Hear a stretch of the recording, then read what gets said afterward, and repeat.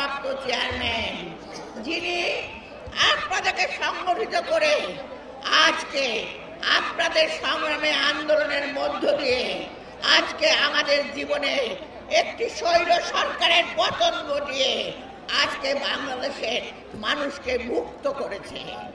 তাই ভাইরা, আমাদের মনে রাখতে হবে আজকের দিনটি শুধুমাত্র আনন্দের দিন নয়, আজকের দিনটি আমাদের অঙ্গীকার করার দিন।